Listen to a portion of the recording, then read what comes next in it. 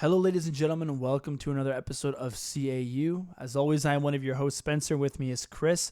Today, we got a very exciting episode for you guys. Today, we're going to quickly recap the champs that happened this weekend for Call of Duty League, and then we are going to talk about the most recent changes, some big news in the Call of Duty scene for 2021, and that is, of course, that Call of Duty is going to 4v4, as well as the fact that it has been confirmed that there will be no expansion teams going into 2021. So again, guys, as always, I'm Spencer. With me is Chris. Chris, how's it going? Not bad. As you can see, I have a different change of settings. I've moved to my workstation now, doing some work from there. And you know what? Today we got a pretty cool episode. We're not talking about Toronto Ultra today, which is a little weird, but you know what? I don't mind it. I don't mind chatting about something a little different for once. It's off season, baby. I'd love to come on here and talk about Toronto. And I mean, they did, to be fair, re-sign, Marky B, and we can maybe get into that a little bit more in a later episode. But in terms of, the news, there's nothing else left to cover. We recapped their previous games, so you guys will get used to this more general Call of Duty content in the off season as we normally sort of do. With that out of the way, let's just jump right into it. And that, of course, is with the champs recap. A lot of money on the line, some insane stuff, both from a Call of Duty perspective, as well as from a viewership perspective. Let's be serious here, man. This did a lot better than I think a lot of people thought it was going to. If when this was first announced, if you had told me 330 peak viewers for the final game of the season, I've called you crazy. So big congratulations to obviously the Dallas Empire, who won the entire thing, but also for the Call of Duty League as a whole to really put out some impressive, viewership numbers. Yeah, exactly. Spencer, tell me, from a viewership perspective, from an entertainment perspective, was this what you expected? Did you like what you saw? Yeah, honestly, I enjoyed it. Like I said, we came from Overwatch. I didn't think I was going to enjoy the Call of Duty League as much as I did, but I got to be honest with you guys. This was some of the best and most entertaining esports I've ever seen. Incredible storylines. The way that Call of Duty builds their sort of superstars and the brands of these players is second to none. And I think it culminated to like a fantastic champ. So, I mean, it gets started off right with Chicago versus London, a game that I think should have included the Toronto Ultra, but unfortunately didn't. Obviously, because we lost to London previously. This was a game that I think you sort of just saw that there was a very clear top three in this league, and then there was sort of everybody else. And I think Chicago showed that they were the third best team in this tournament by kind of giving it to London. Scump and Formal showed up most when they needed it. They put up some insane stats, like a 1.2, 1.3. And once again, it just showed that London struggled with that hard point. They really couldn't pull it out. Domination, sorry. Thank you for correcting me. And it hurts as an Ultra fan because I would have liked to seen us sort of, punish them for their poor domination. But at the end of the day, it's, Chicago can get the win on domination, gives them that 2-1 lead in the series, and they make no mistake, and they close it out in 4. And it was, just a really, really good game and some really good performances from some, legends of the sport. Then you see sort of Atlanta plays Dallas, and it's close. I don't have much to say about this game. I think it was a really good game, a close game, and I think Dallas just clutched up and sort of won. How about you? Any sort of final thoughts on those previous two games? Honestly, not a lot. I think you hit everything on the head there. I'm focused on this final, chat about the final. What I will say though, real quick, is that I really enjoyed not only the games themselves, but the kind of support structure and lead ups to the games. I liked watching the 2v2 city champs, and some of the announcers place the U.S. Army team in the final, before the final. Some of that stuff was really fun, just because it feels a little bit kind of like a pregame show, like a real kind of event where I'm not just sitting around for maybe an hour or two, but I'm sitting around for like Sunday afternoon. Enjoy the whole thing. Yeah, and I mean, we'll talk about this a little bit more before we get back to the other games. So little tangent here, but I think it's worth it. Also, the thing that I think the Call of Duty did really well is sort of these like drops and these in-game items. Like they had really cool like champs skins. Now this is something that if you're in Overwatch League, if you're related to the Overwatch League in any way, shape, or form, or for some reason you watch our content, like I think this is something that I wish Overwatch had done, because I think it really got like your average fan sort of like interested in champs. Like they have the champs bundle pack that you go into the store and buy. You could buy people's sprays. You could buy like really cool camos and like different like banners to support your team on top of skins, like specifically for champs. I think it was a really cool addition that Call of Duty did to sort of like some really cool like advertising marketing within the core game to like hype up the esports sector of it. And I think it showed. Yeah, and you know what? Not even that, because obviously one of the big draws of that is being able to earn a little bit extra income, and but also bring in viewership. Yeah. But it's also, especially with code drops for Cold War and gain special skins and knives and stuff when you watch. It actually is a really good way for Call of Duty League to be able to record the emails of individuals who are interested in this and potentially get further business out of them in the future. So it's not only a way to boost up their marketing, but also, really a gateway for further monetization in the future, which is Yeah. super smart of them. And I think that, again, I just can't be able to say that, like, guys, we're a big Call of Duty League fan. Call of Duty League is big, but it is nowhere as big as, like, Warzone, for instance, right? Like, the amount of people who play Warzone, the amount of people who watch Call of Duty are very, very, it's a very small section, right? So Call of Duty, same with Overwatch, right? It's much bigger, broader thing. In any way, shape, or form that you can get those casual players to become casual esports viewers, I think is incredible. And it's just going to grow the scene in this sport so much more. Exactly. So back to the games. So we wanted to cover the right before the final, Atlanta played Chicago. Yes. So Atlanta played Chicago. This was, of course, where we unfortunately saw Scump and Formal sort of take their exit. I think this was a very winnable game for Chicago. Like, I think I watched this game and I was like, oh, I think Dallas is going to win this thing. I mean, we had talked about it beforehand. I sort of gave my preview who I thought was going to win. And I thought Dallas was the team to beat after seeing them in the earlier matches. But when I saw Atlanta play Chicago, and it really looked like Chicago kind of should have won this thing, right? Like, they're up 1-0, they go into search and destroy, they blow like a 2v4, or they're up 4v2, I think, and then like a 3v5 in the final 2 rounds, and Atlanta comes back and wins those 2 and then takes the series 6-5. Like, when they lost that round 11, I was like, man, this is going to be heartbreaking. And then those final 2 maps were so close. And Simp really clutched up, and I love the shooting the bodies, started a lot of controversy.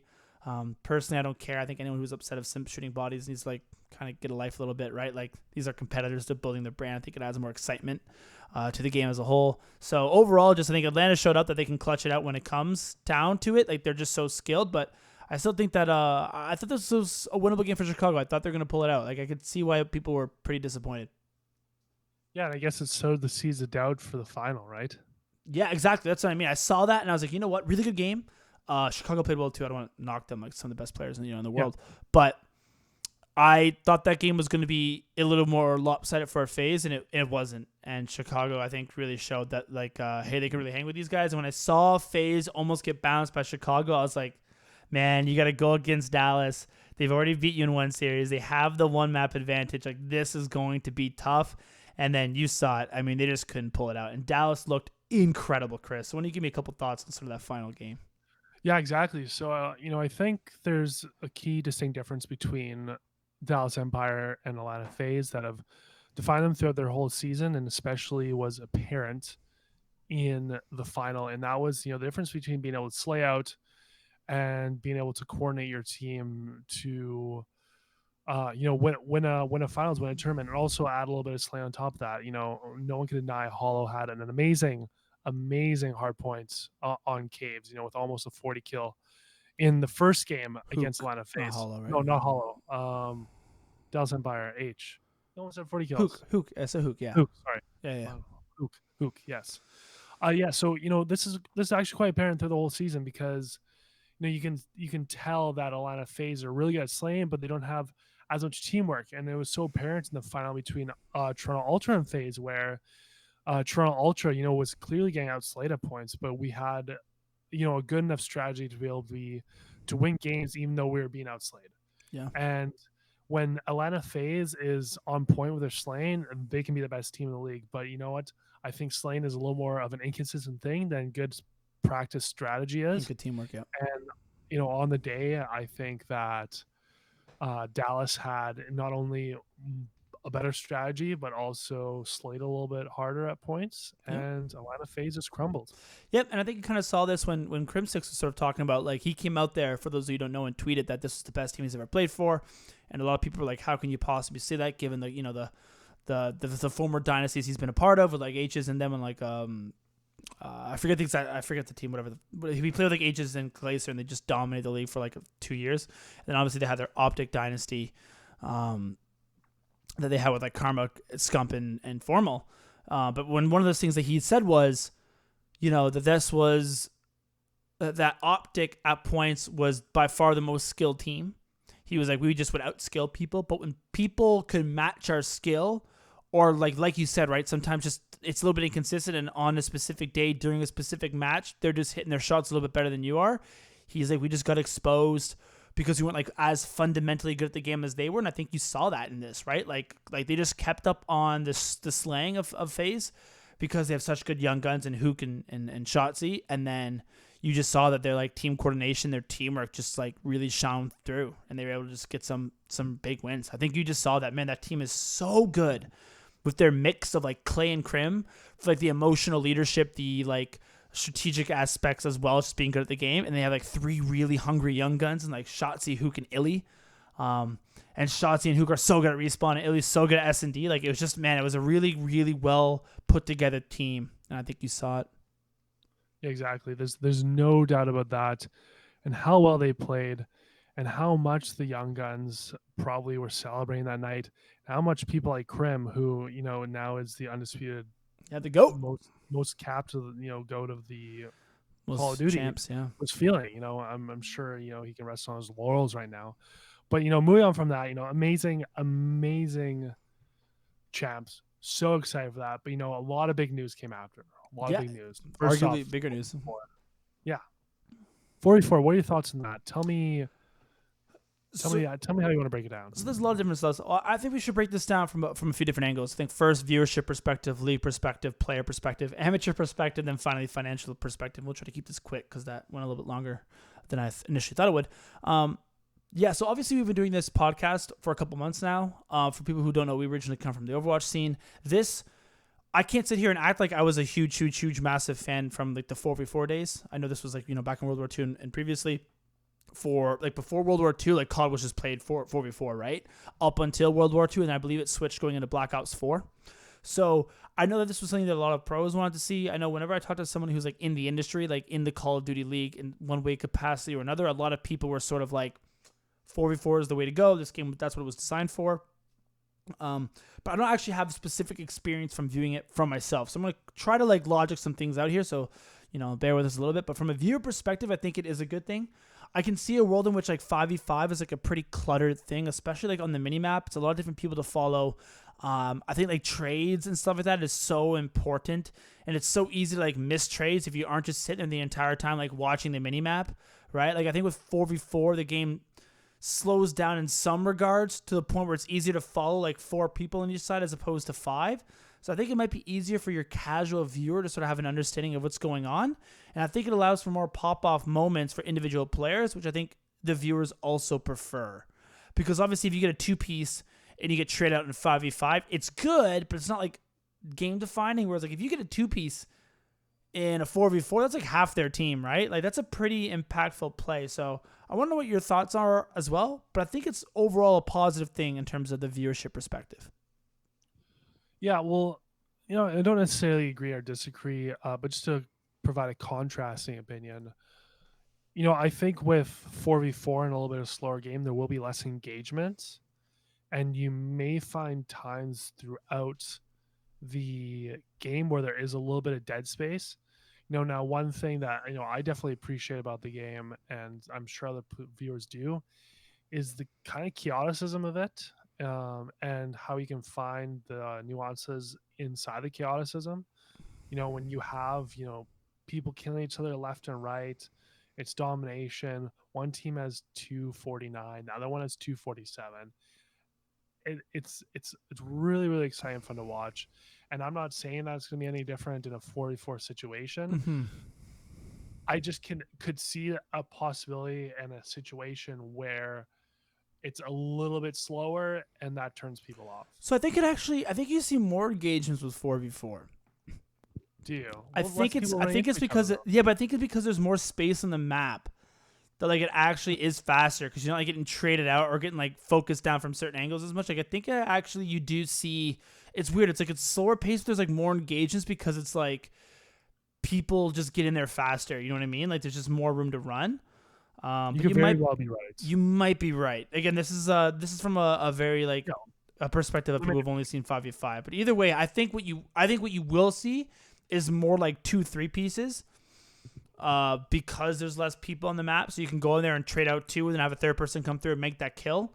And I think that's really good for the league because those are like the best moments in the current Call of Duty. And I think you just amplify that. You just have a better ability to like build up your young stars. Yeah, exactly. So moved on from a league perspective, I think that this is a good thing if it's what people want to see. Like I saw somebody put out there that, do you want 4v4, you want 5v5, and it was like 80% of people said 4v4. I like to think that this, like, I look at like the NBA model where I think, again, if the viewers are enjoying these pop-off moments more and more players have more individual impact on the game, it allows for the ability to create more of it allows the ability to create superstars easier, right? Because when I look at traditional sports, and I look at like the major team sports, whether it be like football, baseball, basketball, hockey, right? Like in those sort of like team sports, the one that allows the most individual impact on the game is basketball. And I think there's a reason why basketball is like currently the fastest growing one out of those like favorite like big North American sports. Obviously soccer's on different levels. We didn't really talk about that. But I think a lot of it is because like LeBron James can take over a game in the way that like not a lot of other people can. Same with like Michael Jordan, right? Same with Magic and Bird previously. So it allows for these like stars to really build and transcend. I think that's one of the reasons why you saw the old like Scumps and Crimsix and Clacers and Karmas like build their brands in the previous 4v4 because they could be so dominant and because the individual performance has such an impact on the game that if they could sort of take that NBA model and build these like superstars up, I think it's going to be really, really good for the league moving forward. So I'm really excited to see that. Yeah, so just once again to provide a contrasting perspective, once again I'm sitting on the fence here. I don't have experience 4v4. If I was to look at it, I'd say that 4v4 in that sense could also build stardom, but also in another sense it build less stardom because, with 5v5, you have a greater skill gap between the worst individual and the best individual. So it's easier to contrast the best individual compared to somebody who's not as strong, and therefore kind of like build a storyline of stardom on that. If I'm looking at maybe the Empire, I'm looking at the FaZe team or the Empire, like FaZe with freaking Simp, Salium, BZ. Who's the fourth person? It's Priesta and Major Priesta Maniac. And Major Maniac. Let's say we drop Major Maniac. Those four people are all so good. Like, I'm not going to be like, oh man, this one person's the star. It's like, oh, just all four of them are good. Like, not one of them is going to be standing out amongst the other ones. But they might. That's what I'm trying to say. Like, you might see where, like, it's like, even though they're all so good, but Simp and BZ are just, like, out-fragging everyone. Yeah, and that, like, makes them even better. Yeah, that's what I'm saying. Like, that could definitely be the case. That could definitely be the case. I'm not sure. But if I was, like, just a thing from another viewpoint or perspective, that would be something that would be on my mind. That makes sense. The other next one is from the player perspective. Now, this one was interesting. It seemed like a lot of players wanted it, and I think they preferred to play it that way, and they felt that COD was meant to be played that way. But we talked about this like a while ago when this was first brought up. I was like, but isn't there just like a lot less jobs now for players? You know what I mean? Like now it went from like 60 starters to 48 starters. Like you just lost 12 starting positions. So I know a lot of players are like originally happy, but I think there's players who are going to be really happy and then be like, wait a minute. You know what I mean? I don't have a team anymore. Like that sucks. So I actually think this is a negative from the players' perspective. I know it might be better to play. It might be better to build their brand, but I think there's going to be a lot of players who are going to have to spend next year either on the bench or in challenges to rebuild their brand for 2022 when we do see those sort of expansions. Yeah, exactly. And I feel like we probably heard from players that probably have like a position locked down. And not only do you lose 12 players on starting, but you're also probably going to have a reduced bench. So you lose players on the bench too. Yeah. And if they're making a switch to 44, like I genuinely hope that they don't ever make a switch back to 5v5. I don't think they will. Because they probably won't. But just to solidify that, you're not going to drop 12 players who don't have a salary anymore are probably going to do something different. And then if you switch back to 5v5, you're not going to have that talent anymore. So, it's makes sense to never ever switch it back to 5v5. Yeah. And I assume they'll play challenges. I know there was that new change to the Path to Pro. It allowed for like 2 players now per challenger team. You might see like more academies team sort of being created for that reason. I thought this would have happened 4v4 with an expansion, but I think due to COVID, they just couldn't accommodate it. So it's just like next year's going to be stacked. Like if you're the Toronto Ultra, we'll get into this in another day, but like, I thought it was pretty simple what they do in the off season before. But man, Dominique's in for a very interesting position, a very interesting offseason, right? Like, because you can't just run it back with like 4 people. So you got to make some cuts somewheres. But like, there's a lot of good players on that team. I don't know, man. It's tough. I will get into this in a later date, but it's from a player perspective, I can see this being a bit of an issue. Same with from an amateur perspective. I feel like these guys get kind of screwed over the most. Like, you saw the success that Matt could have, Awakening could have, Draza, Hollow, right? These are all like really good players who came from the amateur scene. There was a lot of really young, talented sort of stars getting hyped up, like your Hydras, your Fires, your Preds, your Standees, right? Royalty, for instance. He's a Canadian kid.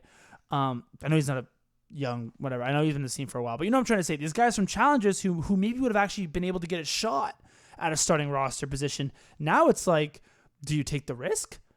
Right? Like, you already had players on the bench who are really valuable. You already had players like Dashy and Gunless who you could go out there and sort of pick up off of a bench to try to make a starting roster. And now you got players like, who's Dallas going to drop?